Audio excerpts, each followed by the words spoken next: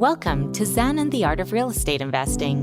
What if you could learn from experienced real estate investors, find out what got them to where they are now, get insight into their daily habits, and take these insights to inspire your own growth? Each week, Jonathan Green shares an in-depth look at the mindful approach to real estate investing. Jonathan is a lifelong real estate investor, advisor, and coach, as well as the founder and team leader of Streamlined Properties. Whether you're looking to start from scratch, get to the next level, or just for a straightforward and honest approach to real estate investing, Jonathan seeks to provide a free mentorship program you can take with you anywhere. Now, here's Jonathan. Are you thinking about flipping houses, but you live in an area where that doesn't really work for your price point? You're about to get a masterclass on how to succeed flipping houses out of state. But before I get there, I want to remind you that we have 10-minute clips on my YouTube channel, Jonathan Green RE. About a week after every episode, they go up there. It's a great way to see us, watch the interaction. This one's going to be fun.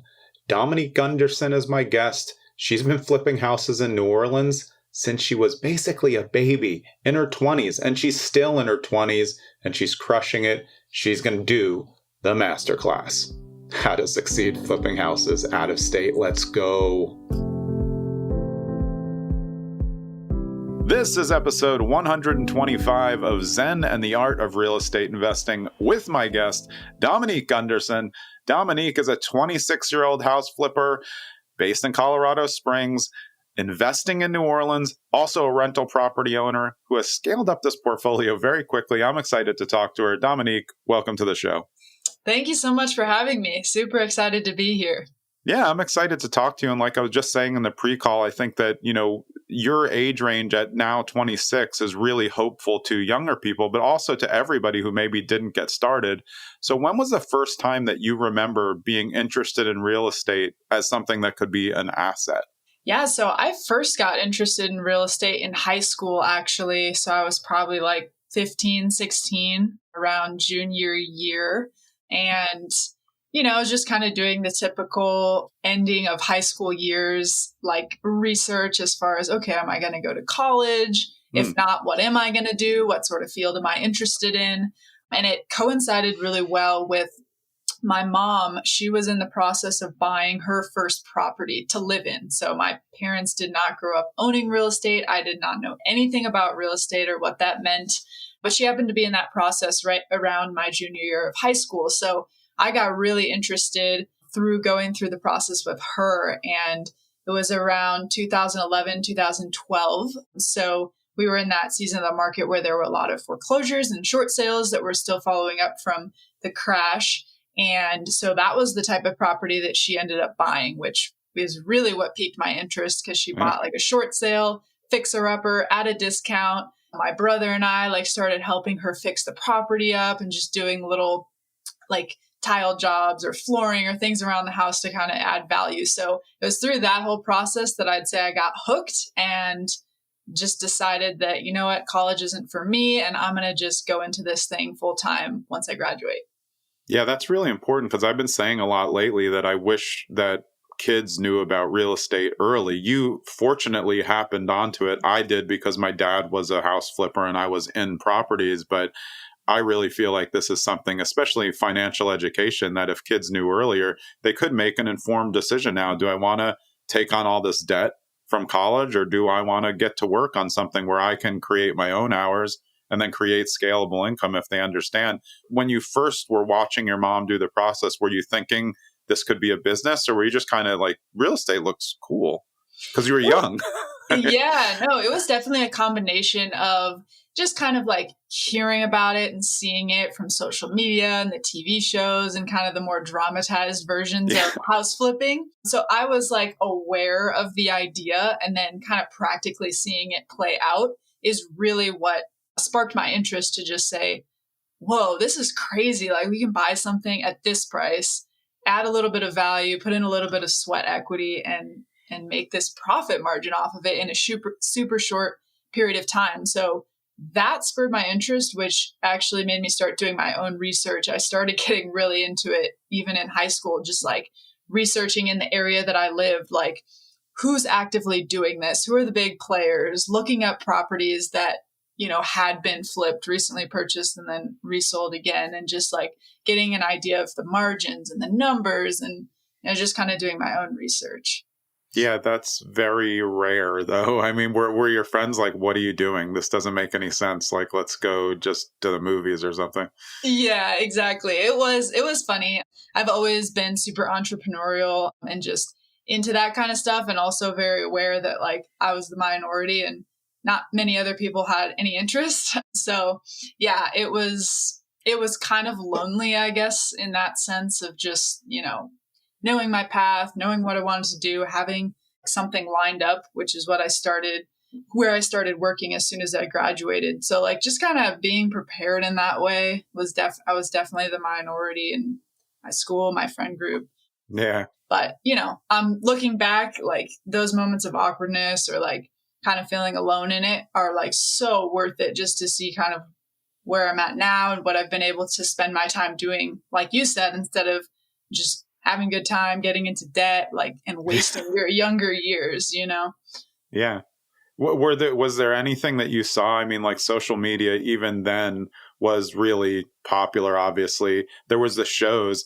One thing I thought was funny, because you mentioned the shows, how much different was it when you first started doing your first flip, just realizing the difference between what those shows look like on HGTV, which is a great product, but not necessarily reality, compared to when you first did it for yourself? Was that a letdown, or was it exciting for you? It was both. I think seeing some of the more dramatized versions of it are interesting, because you do kind of learn a little bit about the different designs and where things go wrong. Like they kind of show you some of that stuff as far as like overspending or, wow, we didn't expect this to happen, but really I think one of the big things that is just missing, and it's just because it's not entertaining, is the whole like behind the scenes process of figuring out, like, how do I put a house under contract? How do I go through escrow? How do I raise money to do a deal? Like get investors, all these things that are like truly the core of what it looks like to flip a house, but it's just not entertaining. Yeah, I don't think they want a 30-minute spot of somebody pulling their hair out over a spreadsheet and talking to their friends. Like, I don't understand why this deal doesn't work. Yeah, it's just not good TV. Right. But I mean, watching that, I think it makes it approachable for people. And then some people want to take action. What do you think about your personality, even at that age, enabled you to start taking action right away? I mean, all the way from just saying like you want to help on that first, fixer-upper for your mom. It's definitely been something that's just always a part of me. Like when I was in high school, even my brother and I had like our own little side business instead of going and getting a job at McDonald's or whatever. Yeah. Like I've always just been that way. Like I'm going to do this for myself and be an entrepreneur. So I think wherever that came from is definitely a huge part of it. Just knowing I wanted to work for myself and have my own business. But I think a big part of it too is just kind of how I grew up and almost wanting the opposite. I kind of mentioned like my parents were not into real estate, didn't even own a home or anything. And so just kind of seeing that and seeing like the financial strain that can happen when, you get into a lot of debt, or you're not like, I guess, making decisions early that can really benefit you later on. Yeah. It just made me early on realize some of those things, and that I wanted to do it differently. And I wanted to like have investments and start, owning things and making a career for myself at an early age, that I hopefully don't get into some of those situations later on in life. Yeah. I mean, that's advanced thinking though. And I mean, I think it's one of those things, people can go two ways. They can go with a scarcity mentality and then hoard everything, or they can go with an abundance mentality, which you obviously have because you've done so many projects already. I think that that's where the changes. And it is hard to be at that age. You're still in high school trying to figure out what you're going to do. But I guess the entrepreneurial spirit is what really propelled you to get it going. Do you remember how old were you when you first locked in on your first property that was going to be just for you? So I first worked with a real estate agent. That was the very first thing I did out of high school. He was also a flipper. So I did get to see a little bit of that, but I got my real estate license and just was kind of learning the basics of the field. So I didn't actually buy any properties or do anything on my own in that stage. That was Yeah. about my first 2 years out of high school. And then I did wholesaling for the next like year and a half. So first wholesale deal, I was probably 19. Once I stopped wholesaling is when I started actually buying things for myself, flipping Yeah. houses. And that was at 21. Yeah. Well, what was it like, though, being a 19-year-old female wholesaler? The wholesale game is predominantly men, traditionally sexist, just as most of real estate is. How did you get started? And was that an issue for you trying to get started?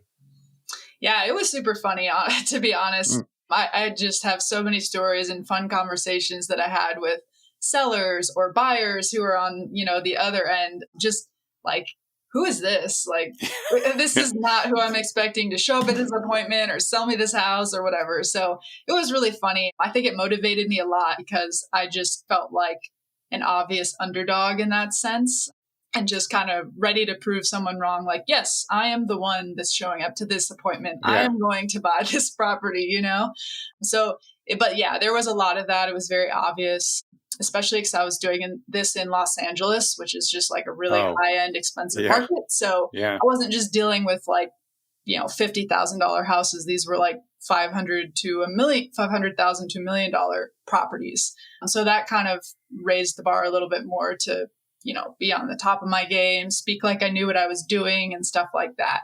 But yeah, it motivated me. It pushed me a lot to make sure that I proved everybody wrong, essentially. Yeah, I want to get your take on this though, because I had my best friend was my project manager for a long time. She was a female. She looked young, so like contractors or the city would show up and do the same thing that all these people do. Like, where's your husband? Ha ha ha. But then when she started talking, they were like, okay, wait a minute. Like, she knows a lot. Did you feel like the more you knew, the more credibility you were given back, and that the kind of veils of sexism kind of stopped once, in my opinion, at least from what I've seen, most of the time. Once investors know that you know what you're talking about, everything then it changes the game. Absolutely. Yeah, that was absolutely my experience. Didn't matter who I was talking to, whether it was, a contractor, someone coming to look at a property to buy, or me talking to a seller to get it under contract. Like, as soon as I started talking and like being more credible with what I was saying, the numbers I was running, and things were matching up in their head, it changed immediately. Like, I can remember specific conversations where I saw that switch in people's mind. Yeah. So yeah, it was honestly a lot of just like relationship building, making sure people are getting to know and trust me. And as soon as that happened and the switch kind of flipped in their head as far as like, I can do deals with this person is credible. Yeah, it was a game changer from there. And I had a lot of great relationships that I just did business with over and over again. Yeah. Yeah. Just specific to wholesaling, maybe you could just give the listeners like your favorite thing about wholesaling and then your least favorite, because it's a very murky business. I think people can do it very well, but most people are not doing it well. What were the things that you liked the most, and then the things that you found the most challenging? Overall, I would say I don't like very much about wholesaling. Me neither. I was ready to get out of it, as soon as I could. Literally, it was like a means to an ends for me of learning the business, making good connections, understanding just a whole list of buyers, how they analyze deals, how they run numbers. That was probably my favorite thing, is just getting to sit down with so many different people. And the people that I got to sell deals to, I could go even more in depth because we were talking about a specific property. So it just gave me a ton of experience. That was my favorite part. Learning contracts, learning numbers, learning analysis, all the things that I would need to eventually go do this on my own. So that was my favorite part, and least favorite part was kind of everything else. Just, I don't know. You get in kind of like a lot of sticky situations as far as, how much do I say to both ends, and, who are these people showing up to the showings, and just all these things that just kind of make it feel a little bit shady, even though, you're doing something right. You have all the contracts in place and it's legally binding, but just the whole situation of how it works is just, I don't know. It's not for me. Yeah. Yeah. Side note, though, just for solo wholesalers who get started, how are you careful about your safety? Not specific to just being a female, but being young or a one person alone on wholesaling. properties are weird. Sometimes they're squatters. You're setting up showings, 10 people are supposed to come. How did you make sure that you were safe in those opportunities? I think that might be able to help some people who are newer to the game to just protect themselves, because you do want to make sure that part's taken care of. Yeah, it's a great point. I actually didn't do it fully alone, although my deals were only mine.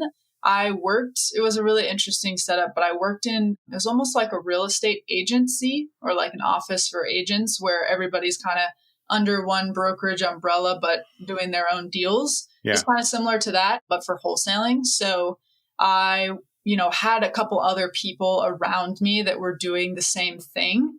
And although, to be honest, I didn't really go on a lot of appointments with them because, again, it was no benefit to anybody else but me to do the deals that I was working on. But it helped me a ton just in even getting started and just being able to sit in on meetings or pick other people's brains about what works and what doesn't. So I don't know, the safety aspect, to be honest with you, I probably didn't do the best. I walked into a lot of shady neighborhoods, a lot of sketchy houses alone.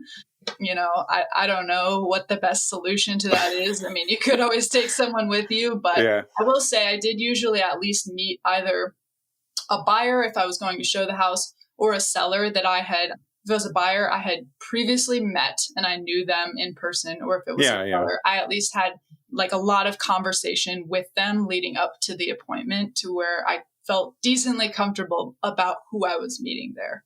Yeah. Yeah. Okay. So when did you transition from wholesaling to buying for yourself? That was 21? Yes. At 21, I did that. So did you decide before you started buying that you were going to traditionally just buy out of state? Or was it just a matter of functional dynamics of the financing and where you could get properties? Yeah, it was definitely a matter of looking at the Los Angeles market where I had all my experience and connections and being like, all right, I've saved up a good amount from wholesaling. I did about 40 wholesale deals during that year and a half. Yeah, that's a lot.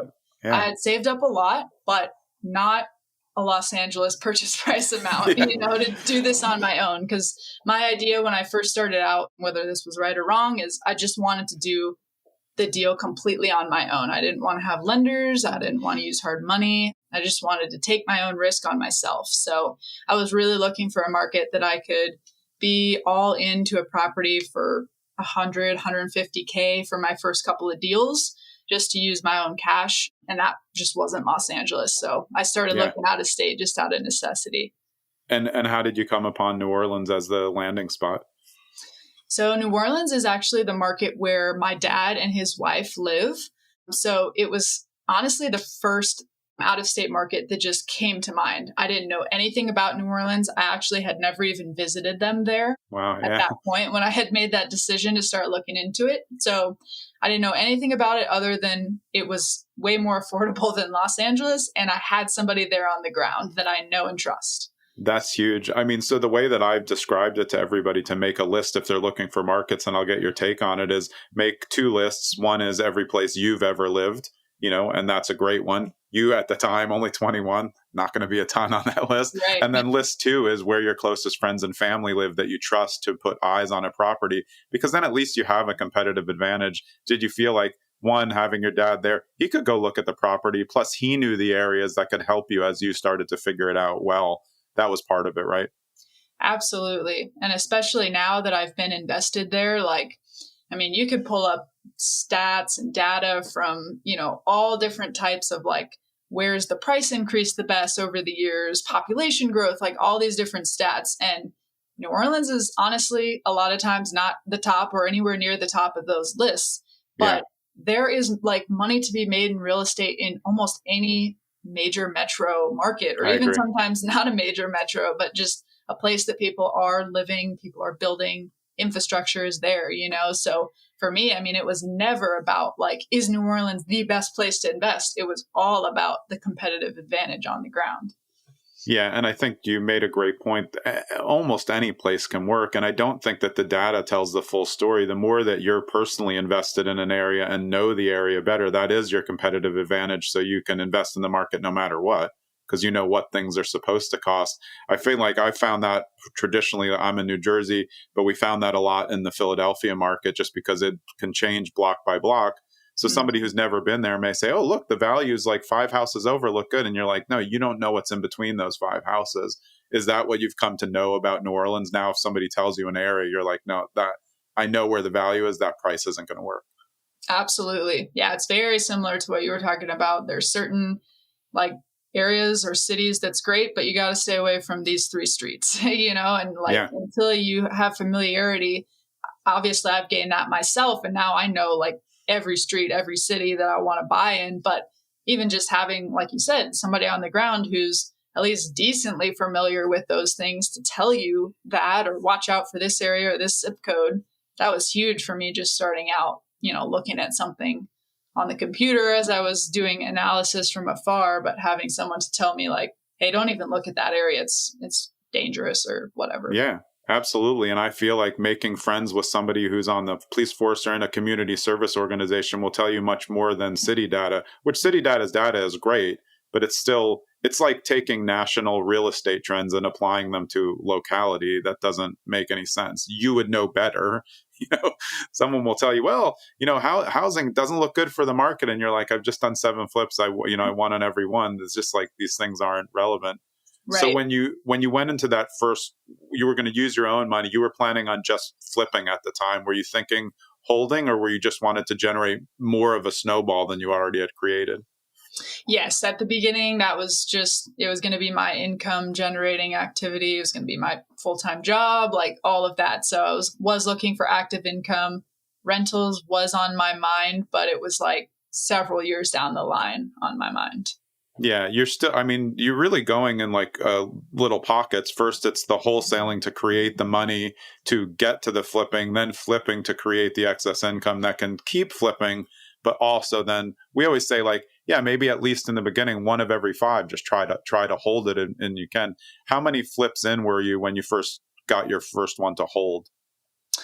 So actually pretty darn accurate to what you said. I think it was deal number 5 I bought as a rental property. It was a little untraditional. It wasn't like, hey, I did 5 flips. I'm going to keep this last one that I just renovated. It was just me being like, you know what? I've gained some good equity and stuff from these flips. I'm going to just go buy a property. It wasn't turnkey, but it already had a renter in it. I put a traditional down payment on it, kept it as a rental. And that one ended up kind of snowballing to the next one. It was probably like a year or 2 later. I sold that one and upgraded it to a duplex and kind of did the same thing. Yeah. So on those first 5, how many times did you go to New Orleans? Because I know looking through your social, like you really talk a lot about out of state and not being there and then showing up and seeing what happened. How many trips did you have to make for those first 5 properties to at least feel comfortable on them all?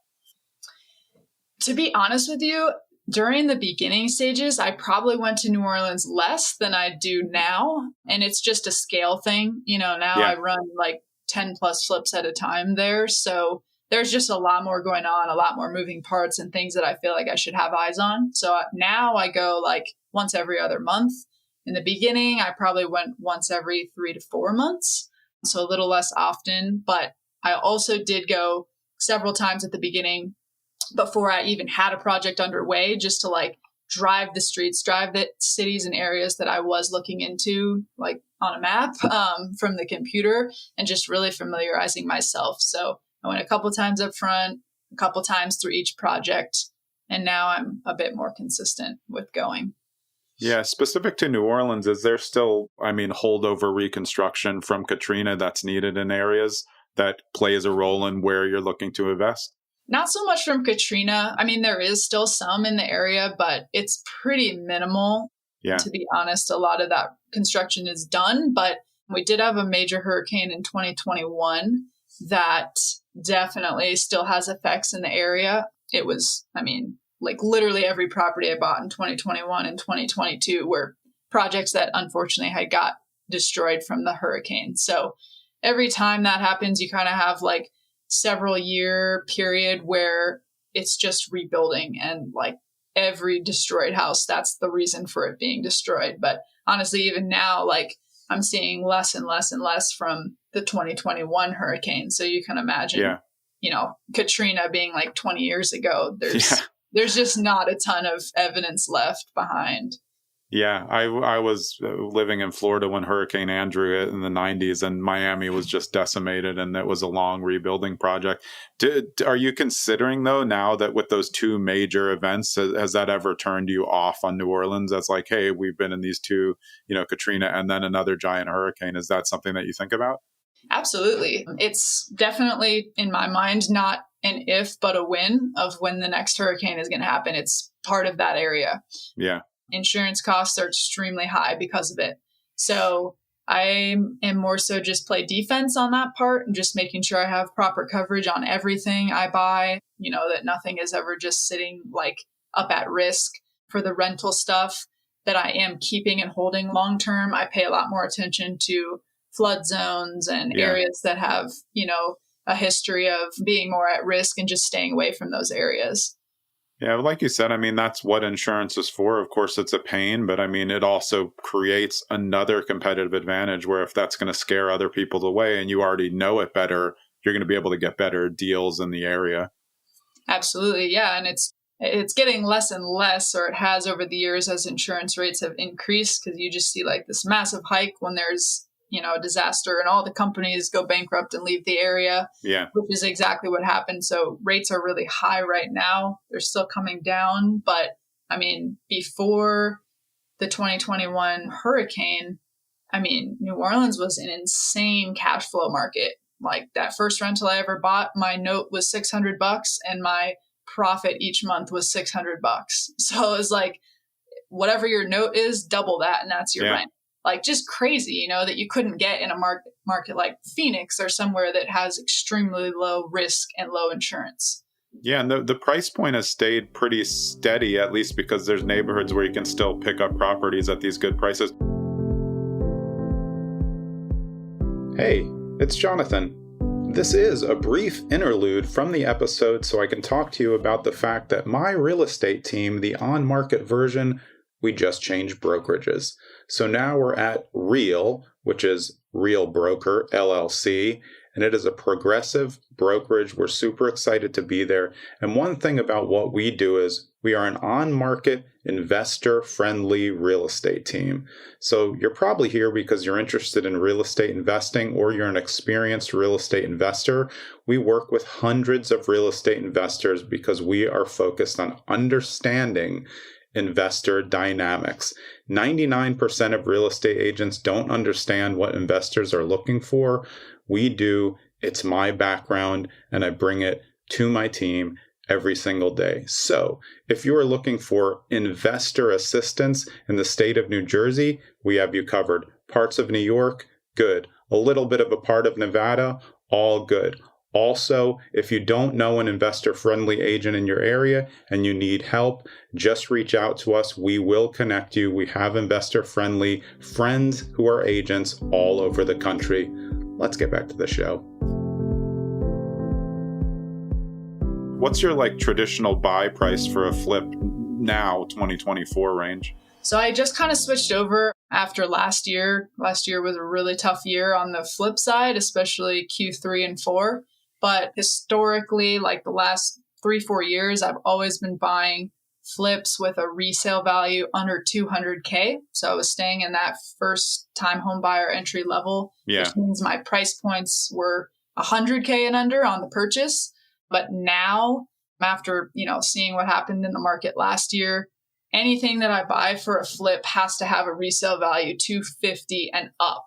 So I'm completely pivoted, and it's all the higher end or more mid-tier level deals that I'm flipping. And those lower $200K and under are the ones I keep for rentals now.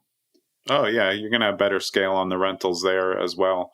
Yeah, I think one thing that probably helps you a lot is the fact that you're clustering. If you have so many properties around each other, your properties, if you ever decide to sell one, can then provide an appraisal value for another one you have around the corner. Have you started to use that strategy, at least on refinances, to increase the values on your other properties? And is this part of your strategy to, like a management strategy? It's obviously easier. You have 20 units, they're all near each other. Your management costs are less. Yeah, absolutely. All my rentals, stuff that I'm holding long term, is within a very small radius.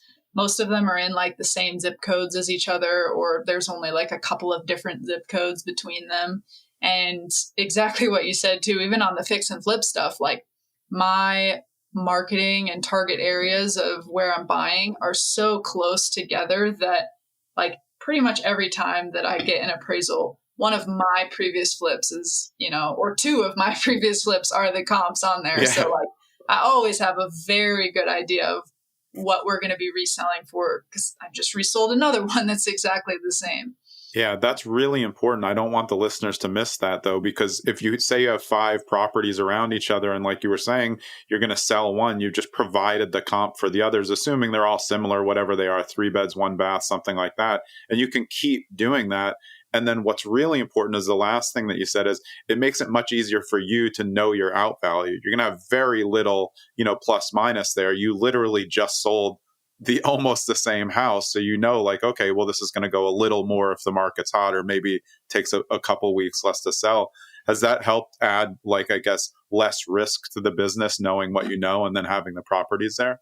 Oh, yeah, absolutely. And I think one of the biggest benefits that it gives me is just running my numbers and doing analysis really fast, because almost all of my deals come from either wholesalers or agents who send me something off market, and I am able to get back to them extremely fast, because it's like, or even just look at the message they send me and they have certain ARV value on it. And I'm like, all right, I'm not even going to look at this. This is so far off. Yeah. There's no way your purchase price is going to be right. So just those quick decisions has allowed me to do so much business with those types of people who are just bringing me deals, because I can always get back to them like within the hour. Yeah, it also helps you operate more efficiently to be able to look at it and say, no, that's 50,000 over. Like, I don't need to look at that wholesale deal. I feel like that when I walk a house, I can walk it in, 5-10 minutes, do the basement, and then know what the rehab budgeted. And someone's like, how'd you know so fast? I'm like, 40 years. Yeah, right. I'll be within, 5, maybe occasionally you'll find some mold behind a wall, but like you're in the ballpark enough to know that your numbers are going to be safe or not safe, which, like you said, then you can answer right away and then maybe put pressure on them to take that offer right away if it's moving slower. Totally. Absolutely. Yeah. So how much has it changed though over this time frame? Now you focus just on this one singular market. Are deals just able to come to you now because you've built up that rapport and connectivity around the areas in New Orleans? Yeah.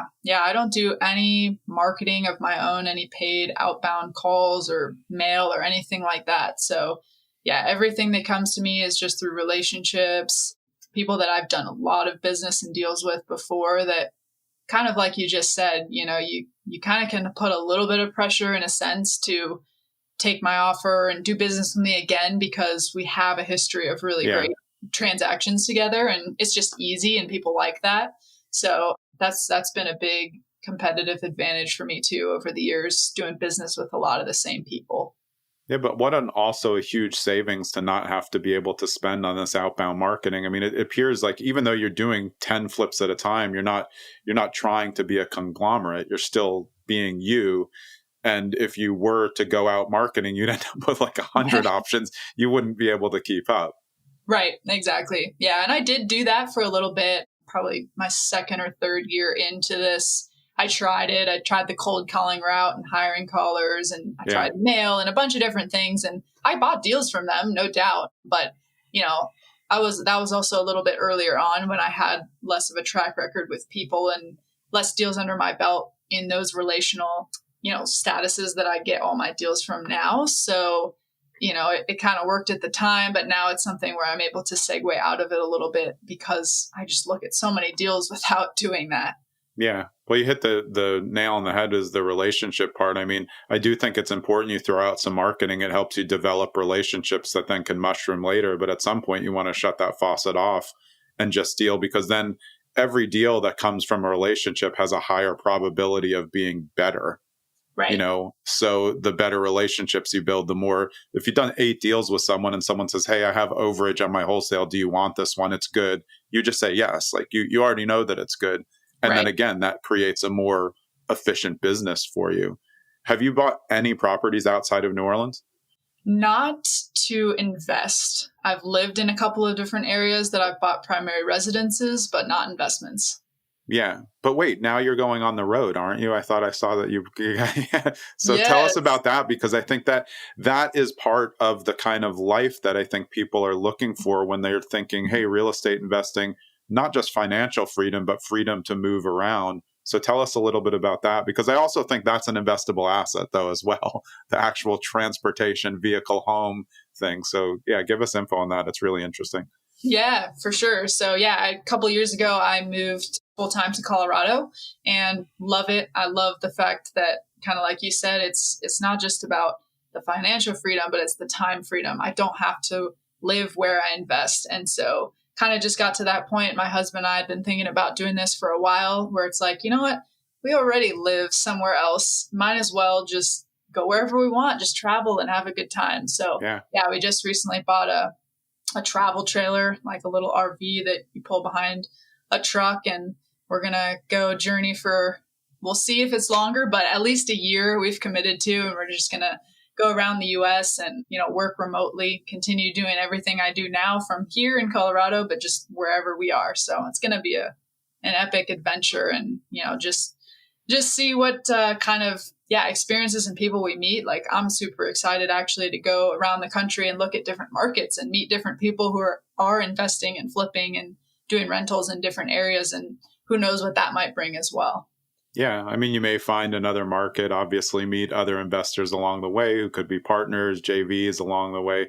In terms of financing, how have you started off just using the cash that you made from wholesale to put through? And then as you've grown, have you just kept it with your own money, or are you using financing or leverage at different parts as you've scaled this out? Definitely have switched over to financing. So when I think I did about 5 deals on my own with just my own capital before I started turning to raise capital from private investors. So up until now, I've only done like one deal that was kind of a really higher end one with hard money, but everything else I've done has been private money, all the other funds. So I've just developed a network over the years of people who know me, like me, trust me, see my stuff on social media or hear me on a podcast or whatever it might be, that are interested in finding out about how they can get involved in what I'm doing and how they could invest passively. So that network has just kind of grown over the years to where, everything I do now is just from those investors. Yeah, I mean, I think that's good for everybody to hear. You do have to build up a track record for people to come to the table. But do you think part of exposing all of it on social helps? Because then there's this backlog of information that people can see to realize, like, you're not faking it. I just saw 17 different houses that you were in. You didn't just go on site on those. Has that helped you out a lot? Absolutely. It's honestly been pivotal. It's been everything for me to raise capital. That's like one of the main reasons that I do share about what I do, and I be honest with the numbers and the wins and the losses, because it's credibility. It's showing that, you are trustworthy and you're out there doing it. And to be honest with you, like, other than the first investor probably that I approached when I didn't have much of a track record yet and kind of had to sell them on me and building that relationship, I haven't really sold anybody on anything. Like, it's just been people coming to me and asking me, how can I get involved? How can I invest? And that's been huge, to not have to put, effort and time into going out and seeking after people, but rather just answering the calls and answering the questions as they come. Yeah, I think that, though, goes to how you're presenting yourself on social. It's clearly authentic. You're clearly doing the work. And I think that helps people connect before you even know them. So you could probably get, these warm calls. You're like, I don't know you, but they know you because they've been following you for a year. And they're like, I'd like to be a part of that. Either like New Orleans or they like what you're doing. So I really think I've had a lot of guests similar to you, younger, use social to grow it. But, there's a lot of ways that social can go wrong. I just think from reviewing what you've done and a lot of our other guests, it's like, if you're just authentic about it, and like you said, wins and losses and how I did this, how I got the money, going on podcasts and explaining it without any barriers, that can lead to these relationships and people coming to you saying like, hey, I'll invest in your deal because I've watched you. And that's pretty crazy to think of, because it's not something people would think is I don't think it's easy, but you're doing the work. Oh yeah. It's so crazy. I think about it all the time. I'm like you said, like I don't necessarily know these people. I don't feel like I've done much to gain that credibility, but they know me. They know all the houses I've worked on, and so it's an easy conversation to step into, but it's mind blowing. It's crazy. Like this didn't exist 20 years ago where people just approached you out of nowhere and said, "Hey, let me lend you $300,000, Yeah. Yeah. Well, I know in the forum you said that your number one book was Raising Private Capital by Matt Faircloth. And I've had Matt and Liz both on the show.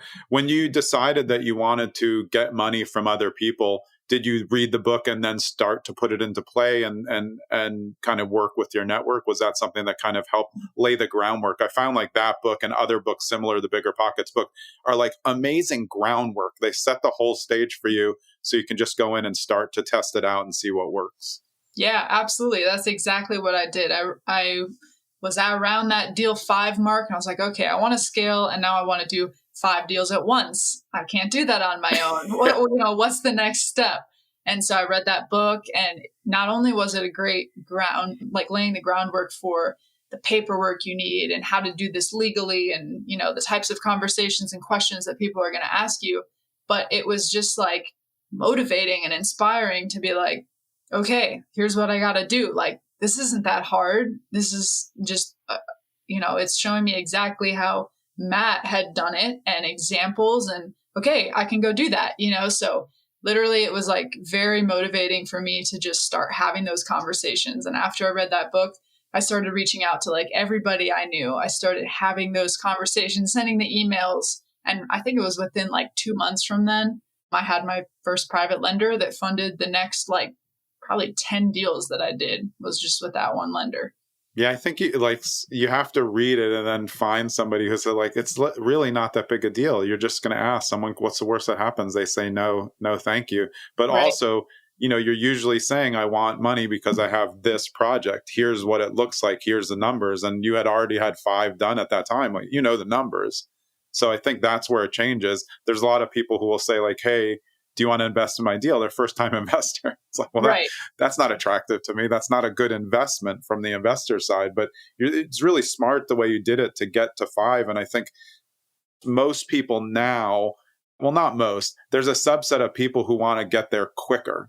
So they try to hack the way to that. They would say, well, I want to use leverage right away, and then they'll get 15 doors and can't manage them. What made you know that you wanted to use your own money, make sure that you were fully responsible for it before going to ask someone else? Because I think that's really important for people to hear and something to follow, that patience will get you there. It's a really good point that you bring up. I can't say that I necessarily knew that that was the right way from the start. It might have just been a little bit of luck and me falling into the right path, but yeah. Maybe control freak a little, full control. Yeah, exactly. Like it was honestly like a little bit of a fear mentality. Like I said before, like I don't want to bring a lender and lose all their money. Like I'd rather take the risk on myself, So it was a lot of that more so than, knowing for certain or having somebody else explain to me that, was 50 deals along, that this is how you got to start. But looking back, like I don't think I would have done it any other way, even though I love the scale that I'm able to do now. And I wish I could have done that sooner. And I probably could have done it a little bit sooner than I did, just scaling up even with private lenders, like instead of kind of going slow and, okay, let's do 2 at a time. Now let's do 3. Like once you kind of have the pieces in place, I do think I could have scaled to like 5 to 10 a little bit faster than I did. But getting those initial first couple of deals under my belt, I definitely think you got to put in that time. You got to go slow. You got to learn the game before you're going to put other people and other people's money at risk and then blow everything. Like you said, scale too fast and then you're done. Yeah. Well, it's kind of like that weird FOMO thing where everyone's talking about doors and the doors aren't important. It's how much the doors make. So if you could have 1 door that earn 10,000, that's a lot safer than 10 doors that earn 10,000 because those can have more costs. I mean, that's just right. Math, but people don't like math. They like the shiny math that makes it look better. So for people who are looking to invest out of state, what would be one piece of advice that you would give them on building a team? Because I'm sure that was difficult in the beginning, making sure you have the right contractors, people you can trust to make sure that you're not losing excess skimming money along the way when you're not there. I think the biggest advice I could say is that you have to know your team is never going to be set in stone. Like, yes, that's great. As much as you build someone like loyalty with someone that you do 20 deals with, that's not a set in stone relationship. Not at Your all. team is always going to fluctuate. I don't think I have anyone on my team now that I did deal number 1 with. So to not like get too comfortable, like you just got the right people and everything is good to go. It's good to have that. Like you got to build some consistency, but like something I've learned a lot over the years is like, don't ever make people think that your team is just like closed off and you're never looking to network or like make new relationships. Like I am always looking to meet new contractors, to meet new realtors, like new lenders, people that I might not use you right now because I do have a solid team, but maybe like when I have a deal on the side that I'm kind of not sure about, just try them out on one project and just see how things go. If things go way smoother, way cheaper, way better than, my current team, like, yeah, there's always room to make adjustments and move people around. Yeah, that's fantastic advice. I look at your contractor, plumber, electrician as a depth chart, like a sports depth chart. Like you need to be 3 deep, you need a backup and then you need your third string at everything because you just never know. Sometimes they take an extra job. And I've found over the years, again, this is more than 30 years with contractors. Like you said, I've had people I've done 10 deals with, and then all of a sudden they put their prices up. I'm like, wait a second, we're going in the wrong direction here. This is our 11th deal. We should continue to go down, but people get greedy along the way, and that's just part of the business. So if you're nurturing those backups, like you said, I love what you said though. I like to give someone a one-off. Maybe it's not the biggest project, your main person too busy. So you try one with someone else and then say, wow, that did go well. And hopefully they're just not trying to show off on the first one for you, right? Because that can happen as well. So those are really good tips. I mean, it just shows that you've really dug in on the actual way that the business works to make sure that you're not losing excess money. So your profit margins have probably been pretty good because you're really taking a look at the whole part of every bit of the business. Yeah. And I mean, it comes from, failure too. You learn on way more on the deals that go south, that those are the deals where you're like, all right, next one, let's try with the backup guy, and see how we compare, because this one we went way over budget. Like, was that just a one-off deal that had a lot of surprises behind the walls, or was that people getting comfortable, people getting lazy? Exactly what you said. Like, your team can very easily get comfortable when you just start feeding people business, like, got to keep people in check. Yeah. So for somebody who's brand new, who wants to get in, what advice would you give them as starting as a wholesaler? Because you said you couldn't wait to get out, but it did provide the runway for you to get into flipping. So if someone said, I want to start right now, what do you think the best way to start is for someone now? They have a little bit of money, but they can't have enough money to buy a property. They need to create a runway. I would say whatever strategy that you either choose to do or want to hone in on as far as marketing goes, wholesaling, unfortunately, that's just something you got to pay for marketing because you're the one that needs to be generating the leads. So whether you want to work agents, you want to work the MLS, you want to work mail or hire a cold caller, whatever it is, I would try to like hone in on 1, maybe 2 of like the strategies that you feel like your skill set will serve you best and you'll make the most out of it. I would spend as much as you can if you're going to have to pay for it versus do it yourself. Like, spend in one category and just hone in on it and get really good at it and figure out how to, use those funds that it's going to produce the most results in that category.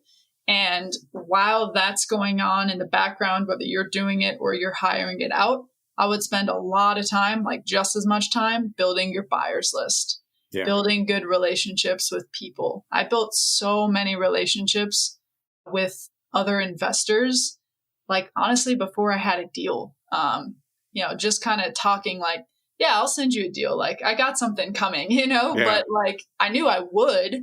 And honestly, like those relationships is really what changed me a ton. Like I said, gave me the confidence to start running numbers properly and get better deals to sell them. But also, like, I just became a trustworthy source for them. And there were so many times that those investors had bought something and they're like, you know what, we're busy right now. We really don't want to, like, do this flip. Here, can you wholesale this for me? And it's like, boom, there's another deal off market right there, just from my relationships with those investors. Yeah, it's so important. And one thing I would add to what you said, whatever amount you have to spend, if it's $1,000 or $10,000, I would take it and divide it by 6. Too many people think I have 1,000 and they spend all 1,000 in 1 month, but you need 6 months of marketing to make it work. So even if you only have 600, just spend 100 a month on a smaller list. So at least you hit the same people 6 times. Do you agree with that? I know you've done the marketing, and that's the scale it works. That thing, I took 1,000, nobody responded on the first postcard. I mean, it probably was tied in with their circular mailers from the supermarket. Right. Exactly. No, it's so right.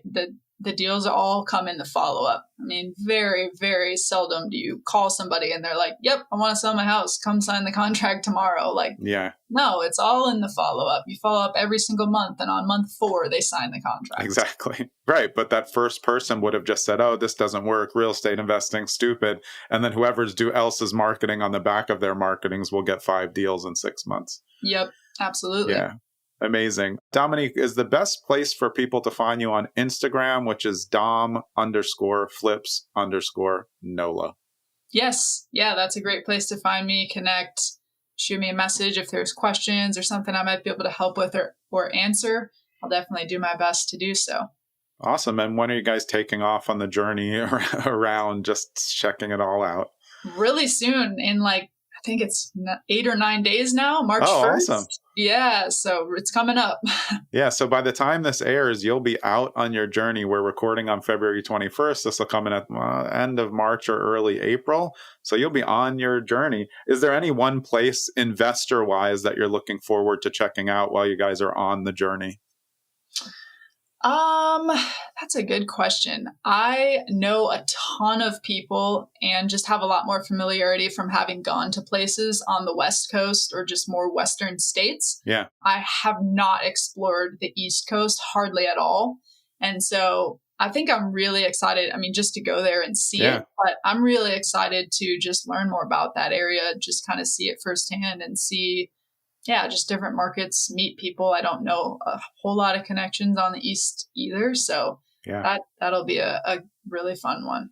Awesome. Well, I really appreciate your time. Glad I reached out and found you. This has been a great show, and a lot of really should be motivating to anybody of any age to just get started, because you really did it all yourself. I mean, you just decided I'm going to do this, and then you're still doing it. I think that's really a testament to your entrepreneurial spirit, but also could show everybody else, just get started. You just have to keep following through. I appreciate it. Yeah, no, for sure. It's not easy. It's not, you're not going to have major success on year 1, even.